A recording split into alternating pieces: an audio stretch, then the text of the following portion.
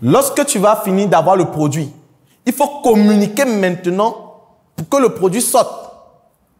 Donc, il te faut de la communication. Et là, peut-être tu vas souscrire 200 ou 300 pour pouvoir faire de la communication. Donc, tu vas investir 200 francs dans ta communication avant que quelqu'un achète le produit. Et pour d'autres, il y a encore la logistique. C'est-à-dire que souvent, c'est des intrants et il faut ensuite manufacturer le produit avant de commercialiser le produit. Mais là, je prends juste 2 éléments qui entrent dans la vente du produit. Ce qui fait que le produit ne coûte plus 1000 francs, mais le produit coûte maintenant 1400. Voici le prix d'achat, ou ce qu'on va appeler le prix de revient. Donc, voici à combien te revient maintenant le produit. 1400. Donc, lorsque tu vas vendre le produit à 1500, tu viens au fait de réaliser un bénéfice de 100 francs. Pas de 500.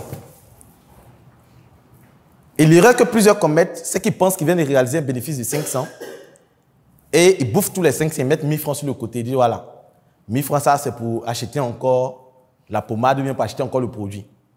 Et ils oublient qu'il faut encore de l'argent pour aller prendre le produit pour pouvoir le faire.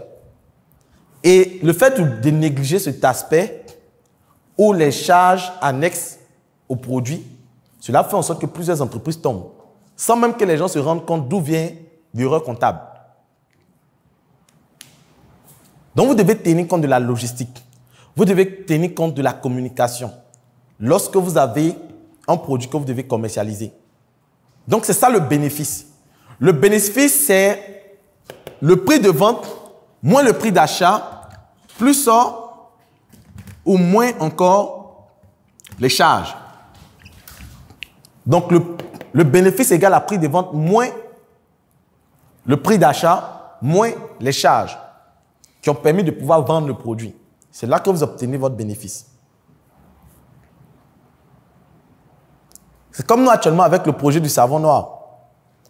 Pour le projet du savon noir, nous investissons dans la communication. Nous investissons dans les sachets plastiques. Nous investissons également en ce qui concerne les sites Internet pour pouvoir vendre le produit. Donc, si nous regardons simplement qu'on paye le produit qu'on vend et que ce qu'on gagne comme déficit, c'est notre bénéfice, là, on se trompe. Parce qu'il y a plusieurs charges qui permettent de pouvoir écouler le produit. Et il y a certains projets même, vous êtes obligé souvent d'atteindre un seuil, ce qu'on appelle le seuil de rentabilité. C'est-à-dire qu'il faut pouvoir vendre une certaine quantité, un certain pic, avant de commencer à toucher des bénéfices. Sinon, vous vendez à perte, à cause des charges. Et en plus de ne pas comprendre ça, les gens ne comprennent pas encore la notion de chiffre d'affaires. Donc, voici quelqu'un que lorsque les 1500 rentrent, il s'oublie. Il s'en met poulet braisé. Et ça, on appelle ça double jamis en termes de péché. C'est du double jamis. C'est-à-dire, voyez quelqu'un qui vient de se suicider et de faire tout ce qu'il y a comme atrocité économique. Donc, il faut faire très attention à ce que c'est que le chiffre d'affaires, à ce que c'est que le bénéfice. Donc, le bénéfice, ce n'est pas le prix de vente moins le prix d'achat, mais c'est le prix de vente moins le prix d'achat moins les charges. L'entrepreneur doit célébrer ses succès. Il a vendu. Il boit du bissab. Il boit du bissab. Bissab 50. Parce que célébrer, c'est ce que j'ai dit. En termes d'économie, c'est-à-dire que souvent, lorsque vous buvez du bissab, ça doit être une forme de célébration pour vous. Parce que vous aurez dû boire l'eau. Vous buvez quelque chose de sucré. Avec une coloration rouge, tout ça. Donc, c'est déjà fantastique. Glacé, tout ça.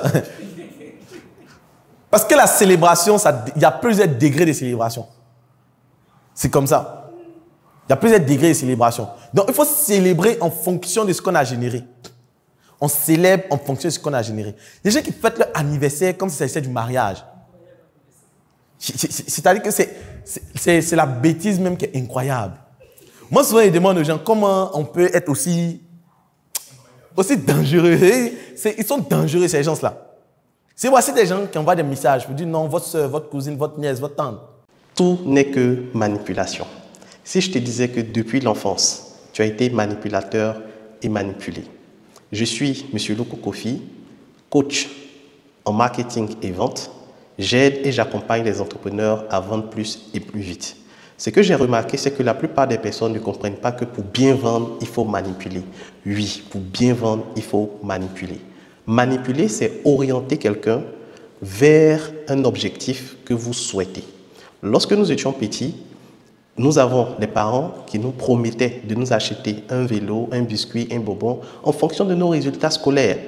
Et à cause de cette promesse, qu'est-ce que nous faisions? Nous nous mettions au travail et nous savons que derrière ce travail, nous allons avoir une récompense.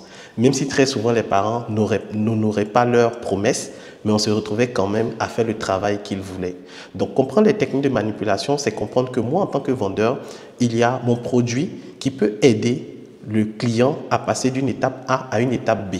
Si une personne est en surpoids, j'ai un programme ou un thé qui peut aider cette personne à perdre du poids. Si une personne a des difficultés de vente, j'ai un produit ou un service qui peut l'aider à vendre. Si une personne a des difficultés à pouvoir prendre la parole en public, j'ai un programme en art oratoire qui peut aider cette personne à passer de l'étape de peur de prendre la parole en public à prendre la parole en public.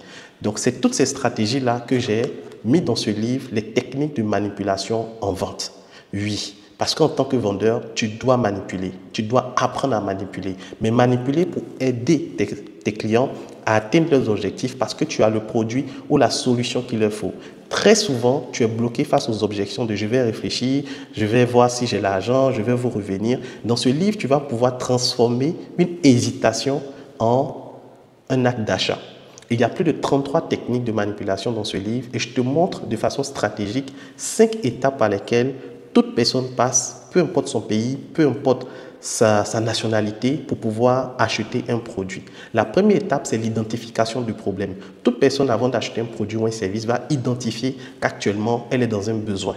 La deuxième étape, la personne va évaluer les différentes solutions qui se proposent à elle. Donc, je vais rechercher une solution pour pouvoir trouver une solution pour régler mon problème. Après la recherche des solutions, il y a l'évaluation de ces solutions en fonction des cas d'hygiène, en fonction des moyens financiers de la personne. La quatrième étape, c'est l'acte d'achat. La personne va décider d'acheter une offre qui lui sied. Et la dernière étape, c'est l'évaluation après l'achat. Voici 5 étapes par lesquelles toute personne qui achète un produit ou un service passe. Et toi, en tant que vendeur, c'est d'appliquer des stratégies de manipulation qui vont pousser la personne à suivre et à acheter. Tu as très souvent vu des messages de vente où il y a des comptes à rebours, où on met sold out, où on te dit que tu n'as que 3 heures, où on te dit que c'est réservé qu'à 5 personnes.